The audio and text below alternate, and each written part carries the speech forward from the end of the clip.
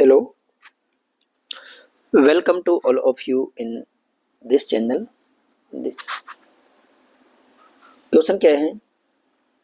ये JEE mains में आया हुआ क्वेश्चन है। ये जेई मेंस 8 अप्रैल सेकंड शिफ्ट 2023 में आया हुआ क्वेश्चन है। एक बार क्वेश्चन को रीड करते हैं। क्या है?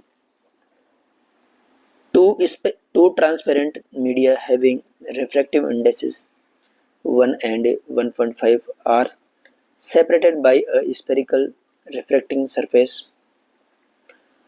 of radius of curvature 30 centimeter.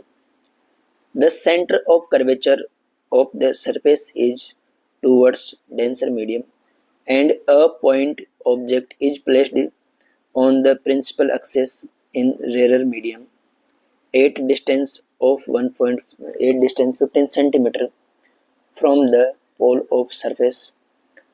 The distance of image from the pole of the surface is in centimeter. Centimetre में क्या क्या डिस्टेंस रहेगी उसके बारे में बात की गई है, तो ध्यान से देखिए। एक बार करते हैं अटेम्प्ट इसको। बहुत ही सिंपल सा क्वेश्चन है, तो देखिए एक बार। ये कोई स्फेरिकल सरफेस है, यहाँ पर स्फेरिकल सरफेस ले लेते हैं। ठीक है, स्फेरिकल सरफेस है, इसका प्रिंसिपल एक्सिस हो जाएगा स्फेरिकल सरफेस का। ठीक है, इस साइड ले लेते हैं, मान के चलते हैं μ1, इस साइड ले लेते हैं μ2। μ1 इज इक्वल टू 1 दे रखा है एंड μ2 इज इक्वल टू 1.5। क्यों? क्योंकि सेंटर ऑफ कर्वेचर इसकी spherical towards the denser medium की तरफ है। ठीक है, एंड इसकी रेडियस ऑफ कर्वेचर, तो कहीं ना कहीं इसका सेंटर ऑफ कर्वेचर यहाँ पर रहा होगा सी, और इसकी आर दे रखी है, आर रेडियस ऑफ कर्वेचर दे रखा है 30 सेंटीमीटर दे रखा है, एंड ऑब्जेक्ट रेरर मीडियम में रखा हुआ है कितनी डिस्टेंस पर? 15 सेंटीमीटर पर रखा हुआ है।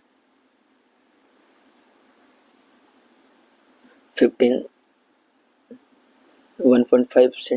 सेंटीमीटर। ठीक है, इतनी दूरी पर रखा हुआ है।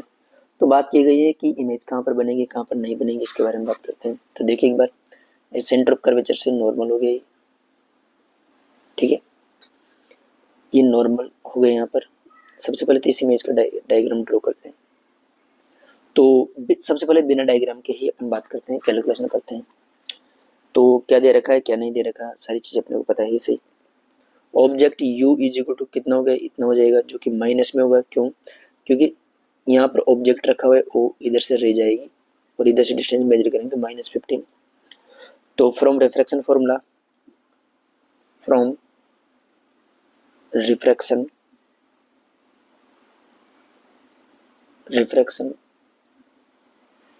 फॉर्मूला क्या होता है? Refraction formula μ2 divided by v minus μ1 divided by u is equal to μ2 minus μ1 upon r के बराबर हो जाएगा। सारी वैल्यू पुट करते हैं। μ2 दे रखा है 1.5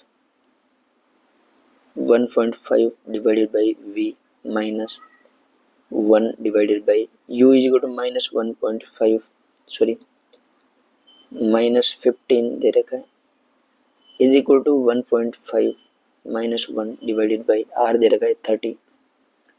ठीक है, इतना दे दिया, यहाँ पर माइनस माइनस प्लस हो जाएगा। ये 1.5 divided by v plus 115 is equal to 0.5 upon 30। Radius of curvature plus लिया जाएगा। क्यों? क्योंकि इधर से रह जाएगी, तो रे के डायरेक्शन में डिस्टेंस को मेजर करेंगे, तो इसलिए ये हो जाएगा। तो यहाँ से जो आफ्टर कैलकुलेशंस v को इधर लेके चले जाएंगे, तो v जो आएगा यहाँ से कैलकुलेशन में बाद, वो कितना हो जाएगा? -1.5 इंटू 60 डिवाइडेड बाई 3, जो हो जाएगा -30 सेंटीमीटर। माइनस किस बात को शो कर रहा है? माइनस इस बात को शो कर रहा है कि जो ऑब्जेक्ट, जो इमेज बनी होगी सेम साइड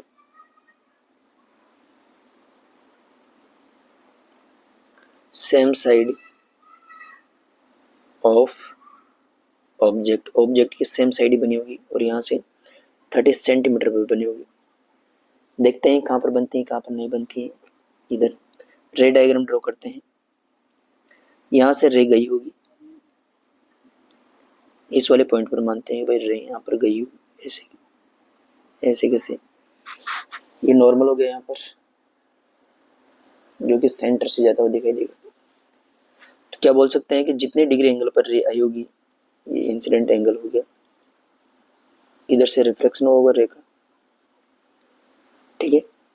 इसको आगे की तरफ ट्रेस करेंगे तो अपन अच्छी तरह जानते हैं कि इसको आगे की तरफ ट्रेस करेंगे तो ये ऐसे कैसे बनी होगी इमेज यहाँ पर, ठीक है। तो इमेज की डिस्टेंस कितनी हो जाएगी, इमेज की डिस्टेंस जो रहेगी, डिस्टेंस को पॉजिटिव लेंगे तो डिस्टेंस हो जाएगी 30 सेंटीमीटर के बराबर डिस्टेंस हो जाएगी, इसका आंसर 30 सेंटीमीटर हो गया, ठीक है। इसको और ड्रॉ करना चाहेंगे तो कैसे बनेगी इमेज, ये इधर जाएगी ऐसे कैसे यहाँ पर सिमिलरली, या फिर कह सकते हैं कि ये रे आगे की तरफ और ट्रेस करते हैं तो ऐसे कैसे यहाँ पर इमेज बनेगी, इधर से रिफ्लेक्टेड रे ऐसे ऐसे कैसे, ठीक है। 30 सेंटीमीटर पर इसकी इमेज बनाई दिखाई देगी, जो कि बहुत ही सिंपल सा क्वेश्चन था।